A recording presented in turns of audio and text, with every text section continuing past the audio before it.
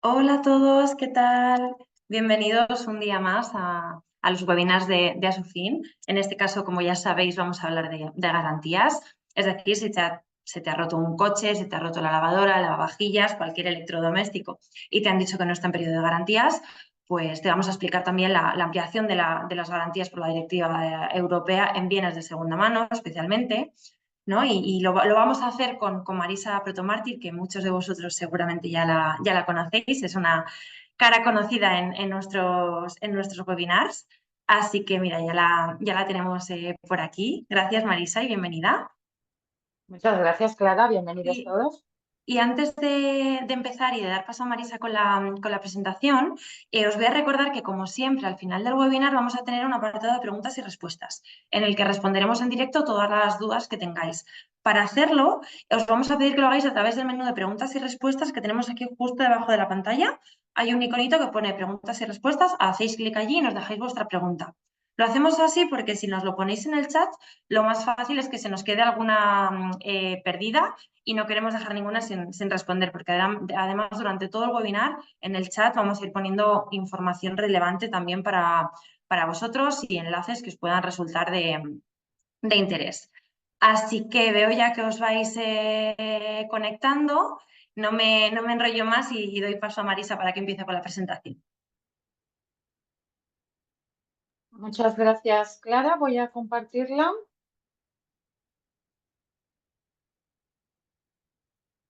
Vale, aquí la tenemos ya. Vamos a empezar por fijar, en primer lugar, de qué estamos hablando cuando hablamos de garantías en bienes de consumo.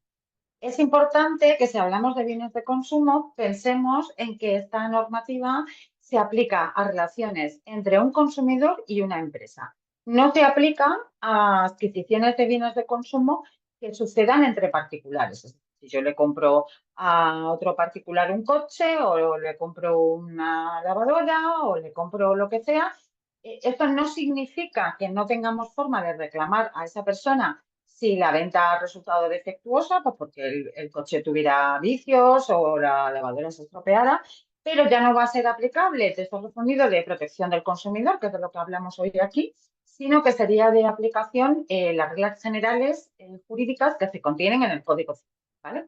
Y también es importante que fijemos el objeto cuando hablamos de relaciones de consumo y cuando hablamos de falta de conformidad. Aquí el concepto básico que nos otorga la posibilidad de ejercitar los derechos que integran la garantía de los bienes de consumo es la falta de conformidad. Es decir, que ese bien que yo he comprado no se ajusta a las características ofertadas, ¿no? Como en el meme ese de lo que has comprado, lo que recibes por AliExpress, pues nos referimos exactamente a eso. O resulta que el bien tiene algún deterioro, aunque ese deterioro no se manifieste automáticamente, ¿no? Que se manifieste pues, a los 6 meses, a los 7 meses, cuando sea. Si lo que ocurre es que lo que hemos comprado luego resulta que no nos interesa por las razones X, pues porque no nos gusta el color, porque no sea exactamente lo que nosotros pensábamos que era, porque no nos sirve para lo que lo queríamos. Entonces, esto ya no es una falta de conformidad, sino que es que simplemente pues yo he cambiado de opinión o no era lo que yo pensaba y por lo tanto lo quiero devolver. Entonces, esto es otra cosa. Esto se hace a través del ejercicio del derecho de desistimiento que podemos ejercer en los 14 días siguientes a la adquisición del bien sin tener que dar ninguna razón de por qué queremos devolver el bien.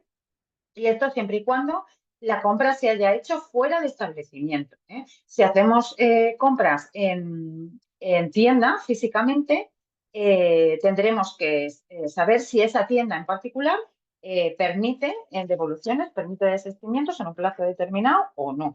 Que sepáis que con esto hay mucha confusión. Los 14 días del desistimiento solamente son legalmente obligatorios para compras fuera de establecimiento, compra telefónica, compra telemática, etc. Por lo tanto, cuando estemos ante una falta de conformidad, tenemos que saber también que aquellas condiciones generales de la contratación en las que se excluye la posibilidad de reclamar esta garantía son nulas de pleno derecho, son abusivas, porque esta garantía es irrenunciable. La tienen todas las compras de bienes de consumo, aunque ese bien de consumo no sea tangible. Es decir, Esto se aplica también a bienes digitales, a juegos de ordenador, programas de ordenador, cualesquiera documentos que adquiramos de forma virtual, libros, lo que sea. Como os pongo aquí abajo, ese derecho a la garantía aplica en contratos de compraventa de bienes que ya existen, bienes materiales o bienes inmateriales, también a bienes que se encargan, ¿no? Encargo una mesa, encargo unas cortinas, encargo un desarrollo informático, o también a los contratos de suministro de contenidos o servicios digitales, incluyéndose aquellos que tengan por objeto la entrega de un soporte. Es decir, si cuando yo compro ese software, por ejemplo, en vez de transferírmelo o descargármelo de la página web, lo que hacen es mandarme un dispositivo que almacena ese contenido digital, también ahí habría derecho de garantía. Es muy importante, en orden a los plazos, que sepamos que esa directiva a la que mencionaba Clara en su introducción ha supuesto una modificación legal que está en vigor en toda la Unión Europea desde el 1 de enero del año 22. Por lo tanto, tendremos que fijarnos muy bien cuando vayamos a ejercitar estos derechos que integran la garantía, que luego veremos cuáles son, tendremos que fijarnos muy bien de si nuestra compra es anterior o posterior a 2022. Hasta el año 2022, este plazo de garantía era 2 años y ahora se ha aumentado a 3 años. Y además, como uno de los derechos que integran la garantía es la posibilidad de que se repare ese bien, ¿no? Se ponga en situación de conformidad, dice la ley, pues esta modificación legislativa también obliga a que los fabricantes y productores conserven piezas para poder proceder a esa reparación en el plazo de 10 años, incluso después de que el producto deje de fabricarse. Esto está pensado, si veis la descripción, está pensado precisamente para combatir esa obsolescencia programada, ¿no? Esos móviles que nos dejan de funcionar al año clavado. Fue una época que al año clavado todos los móviles les pasaba algo. Y nos resultaba difícil encontrar la posibilidad de reparar porque nos decían en las tiendas pues, que ese móvil había quedado descatalogado, que ya no se fabricaba. Bueno, pues eso ya no va a poder ser porque vamos a tener derecho a repararlo durante todo el plazo de la garantía y además los fabricantes están obligados a mantener piezas para poder repararlos, como digo, incluso en los 10 años siguientes a que el producto deje de fabricarse. Obviamente, si el producto sigue en fabricación, pues no debería haber ningún problema de ninguna clase para que se pueda reparar. Para los productos digitales, este plazo no es de 3 años, sino que es de 2 años. Estemos atentos a eso. ¿Desde cuándo se cuenta este plazo? Bueno, pues yo ya sé que es una cosa que no solemos hacer, pero hay que guardar, hay que guardar la documentación de la compra.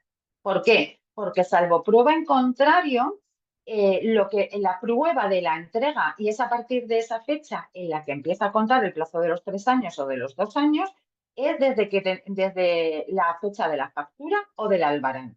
Es decir, si nuestra factura es de fecha de hoy, pero no nos lo han entregado hasta dentro de 3 días, tendremos que pedir albarán de entrega, porque si no, se va a presumir que la entrega se produjo el mismo día de la factura.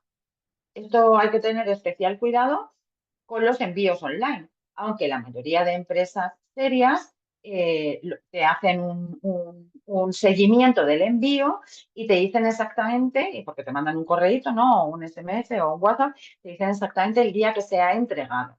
Entonces, ojo, si, por ejemplo, nos lo ha recogido un vecino o nos lo ha recogido el portero, porque esos días se va a presumir que nosotros ya lo teníamos a nuestra disposición. Es importante también la modificación que produce esta directiva en la legislación española sobre la carga de la prueba. Antes del 1 de enero del 22, se presumía que cualquier defecto que se produjera en ese bien de consumo en los 6 primeros meses, es decir, imaginemos que me lo han entregado el 1 de julio, pues los 6 meses desde el 1 de julio, que ya sería el 1 de enero, pues se presumiría que cualquier defecto que tenga el producto o que revele el producto en esos 6 meses es un defecto de fabricación. Entonces, yo no tengo que probar que ha ocurrido lo que sea el producto, sino que simplemente se presume que si dejaba de funcionar o funcionaba defectuosamente en esos 6 meses, era un defecto de fabricación. Y yo simplemente diciendo que el producto funcionaba defectuosamente, no tenía que probar nada más. Ahora bien, a partir de esos 6 meses, pues sí se va a tener que probar que por parte del consumidor no se había producido una manipulación del bien. Este plazo ahora se ha elevado a 2 años. Fijaos que la modificación es bastante importante. De manera que si el defecto surge o se revela en los 2 años siguientes a la entrega, se va a presumir que el defecto es de fabricación y el fabricante o el suministrador va a estar obligado bien a repararlo o bien a sustituirlo conforme luego veremos. Ahora bien, pasados esos 2 años, si surge algún problema, va a ser el consumidor el que tenga que demostrar que ese defecto ya estaba en el momento de la venta y no se debe a una manipulación. Es muy importante también que cuando compramos bienes de consumo que requieren instalación, bien sea un software o bien sea una lavadora, tengamos muy en cuenta que es posible que contratemos solo la compra del bien, o sea, yo solo compro la lavadora, pero no contrato su instalación, o que podemos adquirir el bien y la instalación. ¿Por qué esto es importante? Pues porque si resulta que el bien se deteriora o no funciona bien por causa imputable a la instalación y no a la propia lavadora, si la instalación nos la ha hecho la empresa suministradora, pues no va a haber ningún problema. Pero si la instalación la hemos hecho nosotros mismos, esto nos va a invalidar la garantía, porque claro, no es problema de la lavadora, es problema de la instalación y la instalación no me la ha hecho la empresa suministradora, sino la que la he hecho yo. Como mencionaba Clara antes también, esta garantía también aplica a bienes de segunda mano, pero vuelvo a repetir que esta normativa no aplica a compras entre particulares, sino entre consumidor y empresa, con lo cual se refiere a ventas de segunda mano que yo le he hecho a una empresa. Lo tipiquísimo es la compra de un coche de segunda. Y no aplica tampoco cuando se ha adquirido ese bien en subasta pública. ¿Por qué? Porque esto tiene sus propias reglas en cuanto a la garantía. En ningún caso, ni las compras de persona privada a persona privada, ni las compras en subasta pública están desprotegidas, simplemente es que tienen su regulación específica. Y aquí estamos hablando, en la medida que somos una asociación de consumidores, de relaciones de consumo. Consumidor-empresa. Empresa o empresario individual. Pues bien, para los bienes de segunda mano, el régimen de garantía obviamente es un poquito distinto, ¿no? Porque no es lo mismo un producto recién fabricado que un producto que ya ha tenido una vida útil. En este caso, la ley nos dice que el plazo es el siguiente. Se puede pactar entre las partes, pero como mínimo ese plazo de garantía es de 1 año. Cualquier plazo de garantía en un bien de segunda mano que sea inferior a 1 año se va a considerar nulo por abusivo y se va a aplicar el plazo general de los 3 años. Luego, ¿se puede pactar menos de 3 años? Sí. ¿Se puede pactar menos de 1 año? No. ¿Qué ocurre si no hay un plazo de garantía o el plazo de garantía es inferior a 1 año? Pues que como sanción, digamos, a la empresa se le va a imponer la obligación de mantener la garantía durante 3 años. ¿Por qué? Pues mira, hubieras estado listo y hubieras puesto el plazo de garantía como te obliga la ley. En cualquier caso, en los bienes de segunda mano, los derechos que integran la garantía, que luego los veremos, son los mismos que en los bienes de primera mano. También es importante que sepamos distinguir entre garantía legal y garantía comercial. Esto me pasó una vez en el Corte Inglés y me hizo... Uy, perdón, he dejado de compartir. Y me hizo especial gracia porque estaba yo comprando, ¿no? Y le estaban diciendo al señor de delante, gracias al Corte Inglés tiene usted, era antes del año 22, gracias al Corte Inglés tiene usted una garantía de 2 años, ¿no? Y le dije yo al Corte Inglés, no, gracias al Corte Inglés no, gracias a la ley de consumo, la garantía es de 2 años. ¿Qué quiere decir con esto? Que estos plazos que hemos visto antes de 2 años, ahora de 3 años, son la garantía legal, irrenunciable y que afecta a todos los bienes de consumo. Los de segunda mano ya sabéis que tienen la posibilidad de optar entre 1 y 3 años, pero bueno, esta es una garantía legal e irrenunciable. 3 años y 2 años para contenidos o servicios digitales. Pongo ahí, guardar todo. Siempre hay que guardar la factura para poder acreditar que se ha producido la venta. Marisa, solo por si acaso, que como has vuelto a compartir, ahora se ve en chiquitito. Por si... Perdón. Es que A además, como ver. estoy viendo otro documento, no estoy viendo este. Vale. Adicionalmente a esta garantía legal, ¿puede el Corte Inglés o quien sea darnos más plazo de garantía? Claro que sí. Nos pueden dar 3 años, 4 años, 5 años, pues en función de los rumbosos que sean. Pero es una garantía adicional. Los primeros estos 2 años, 3 años, en función de la clase del bien, es una garantía legal y nos la tienen que dar así. Así que no nos creamos al Corte Inglés cuando dice, gracias al Corte Inglés tiene usted una garantía de 2 años. No, gracias a la ley. ¿En qué consisten estas garantías? Aquí hay mucha confusión, sobre todo porque aquí digamos que los remedios que arbitra la ley son proporcionales a el defecto o la falta de conformidad que presenta este bien. Muchas veces pensamos que porque somos consumidores tenemos todos los derechos del mundo, pero obviamente la legislación lo que tiene que hacer es un equilibrio entre el derecho del consumidor a tener el bien conforme, ¿no? Conforme al ofertado, pero también tiene que pensar en el fabricante y en lo que al fabricante le cuesta reparar, sustituir o cualesquiera otras medidas reparatorias de la falta de confort, ¿no? Entonces, aquí lo que ha querido hacer la ley es una proporción entre la gravedad del defecto y las medidas reparadoras, ¿vale? ¿Cuáles son esas medidas reparadoras? Pues, en primer lugar, el consumidor puede elegir entre que le reparen el bien o que le sustituyan el bien defectuoso por otro. Este es el tipiquísimo caso del móvil, ¿no? El móvil no va bien, deja de ir bien al año o al año y medio. Y entonces decimos, bueno, pues o que me lo reparen o me lo sustituyan. Y esto es una facultad del consumidor, salvo que una de las dos opciones resultara imposible o en comparación con la otra medida suponga costes desproporcionados para la empresa. Bien, supongamos que yo he elegido que me sustituyan el bien, ¿no? Porque ya aprovechando que el Pisuerga pasa por Valladolid, pues que me den un móvil más guay o de otro color que me guste.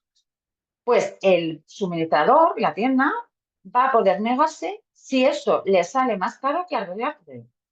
Si arreglarlo es una minucia que le va a costar poco dinero a la empresa y poco tiempo, pues debe de favorecerse la reparación frente a la sustitución. E igualmente, tampoco va a ser posible esta elección, ¿no? Y se va a optar por la que resulte más fácil y menos inconveniente para el consumidor.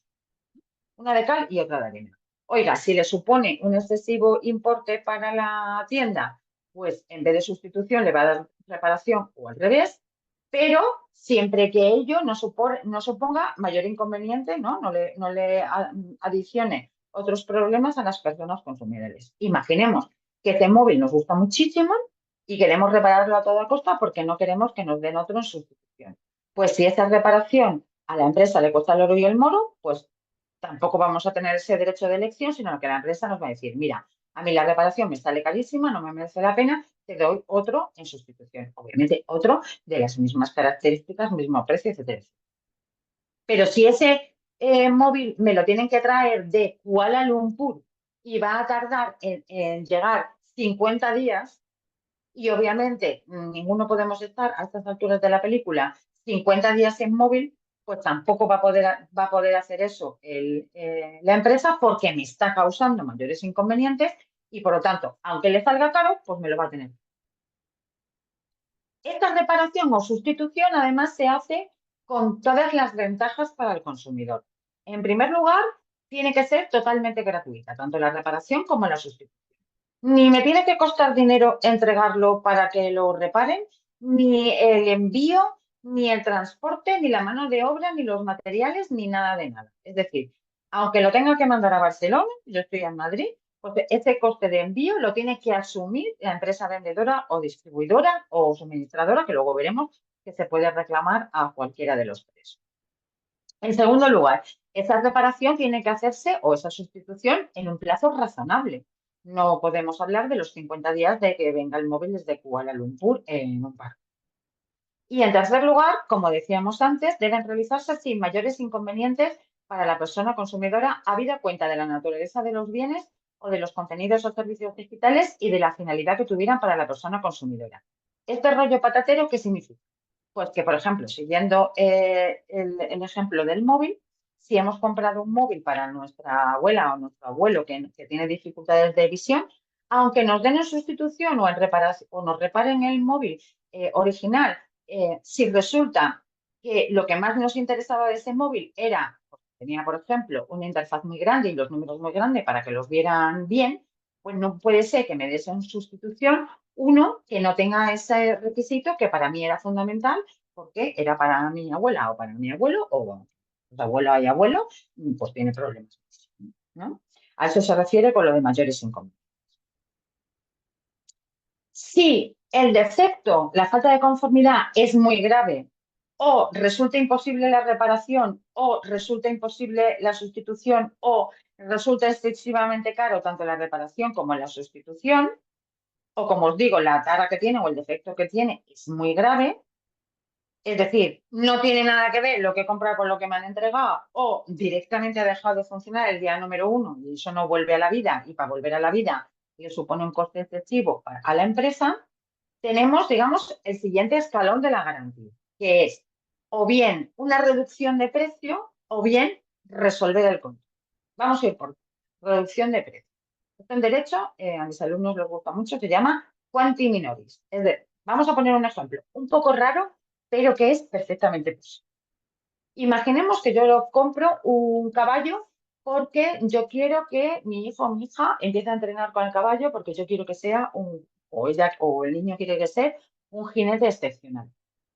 Y cuando compramos el caballo, pues porque el caballo es de carrera, nada, el caballo es viejo o el caballo tiene una lesión que le va a impedir competir, o sea, así a simple vista está fenomenal, pero luego resulta que no.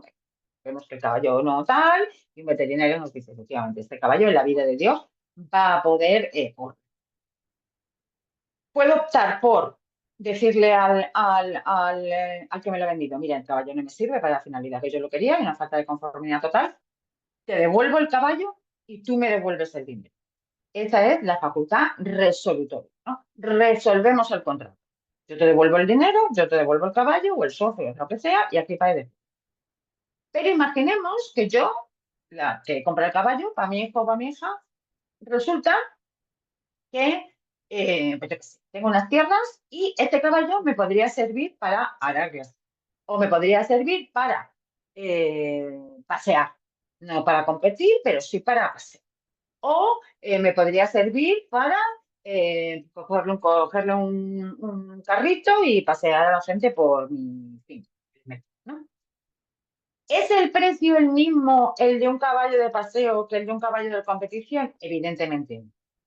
¿Yo lo quería para la competición y no me va a servir para la competición? Evidentemente sí. ¿Podría resolver el contrato y devolver el caballo que me devuelvan el dinero que y pague de por gloria? Pero tengo también la opción de decirle, mira, no me sirve para la competición, pero me sirve para el paseo. Me lo quedo. Pero como obviamente el precio de un caballo de competición no es ni muchísimo menos el precio de un caballo de paseo, me haces una reducción en el precio proporcional.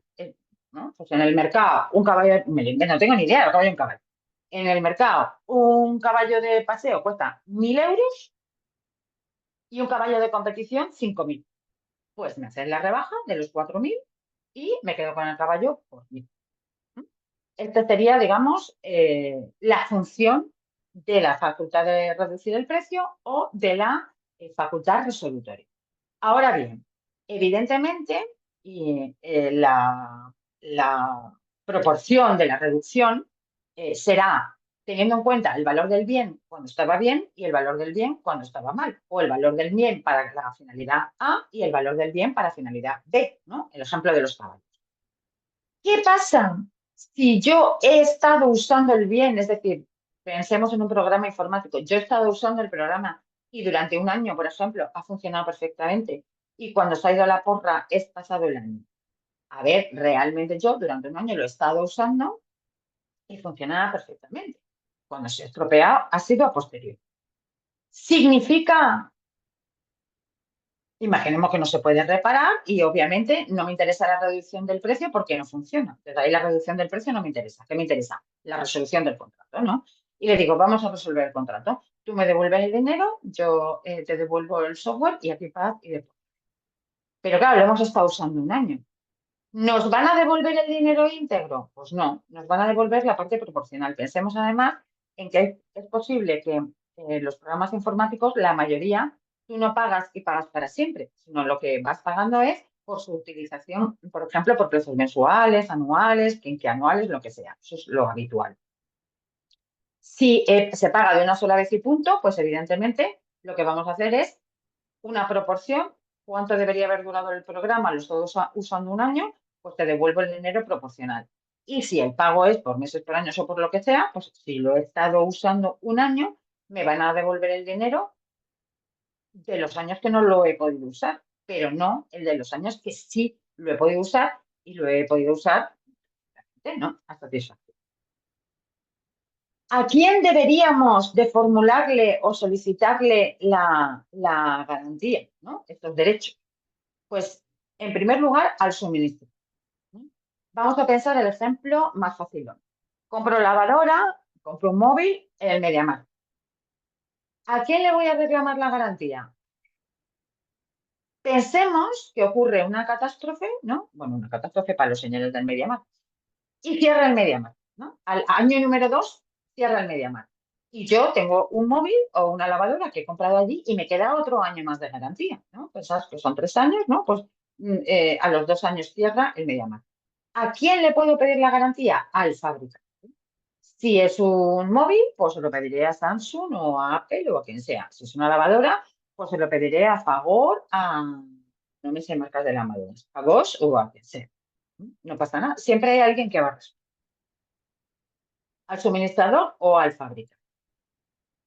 ¿Qué ocurre durante el plazo en el que está el bien en garantía y yo lo he entregado para reparación o sustitución? ¿No? Pensemos en el móvil. El móvil al año empieza a hacer el tonto, lo llevo a la tienda y en la tienda se lo quedan un mes reparando. Pensemos. ¿Qué pasa? ¿Que ese mes se come el resto de la garantía? No. Ese mes suspende el plazo de garantía, ¿no? De manera que como yo lo he llevado al año, el mes no se descuenta, me lo vuelven a entregar el 30 de julio, pues todavía me quedan los 2 años siguientes íntegros. No se pierde plazo de garantía mientras que se está reparando o sustituyendo, sino que se queda en suspenso ese plazo de garantía y no lo perdemos. Y si resulta que nos lo entregan y vuelve a haber un defecto, seguiré pudiendo usar la garantía en esos años siguientes.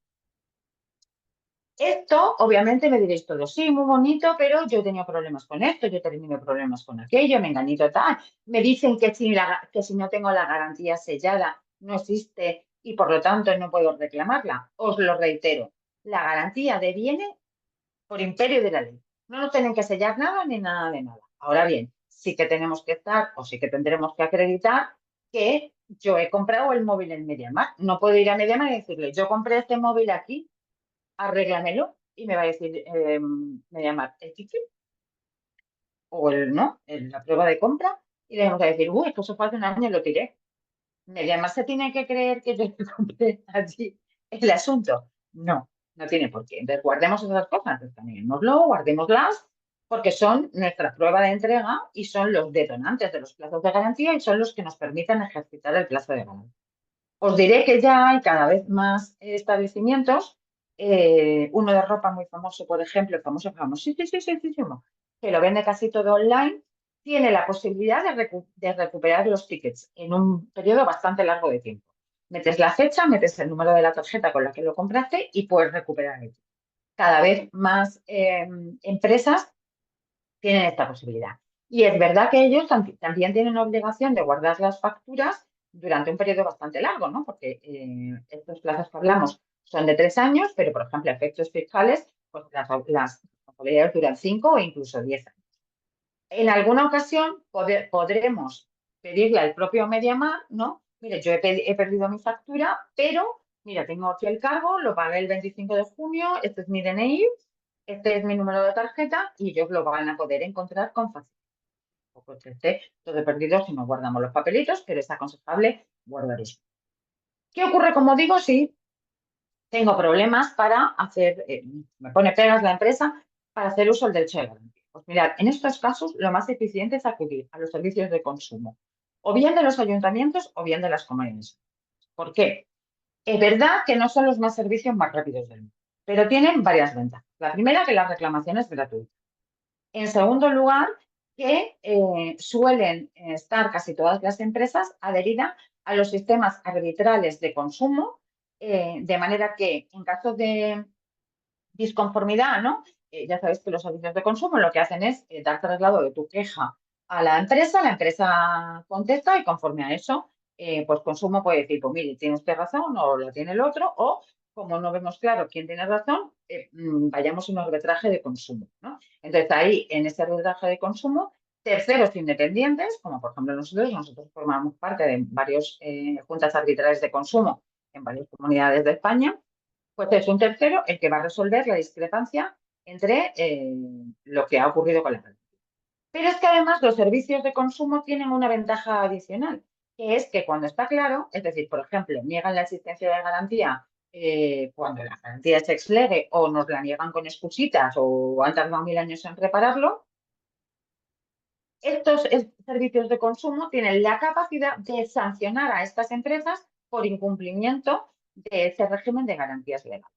Y algunas comunidades autónomas, como por ejemplo Andalucía, son muy taxativas y las multas son muy gordas y esto produce un efecto disuasorio en las empresas y las pone firmes y se ven obligadas primero a revisar sus procedimientos de postventa, sus servicios de postventa y además en muchas ocasiones también pues acceden rápidamente ante el temor de la... Obviamente también podemos acudir a otros operadores jurídicos, abogados, asociaciones de consumo, lo que sea. Tenéis muchas opciones.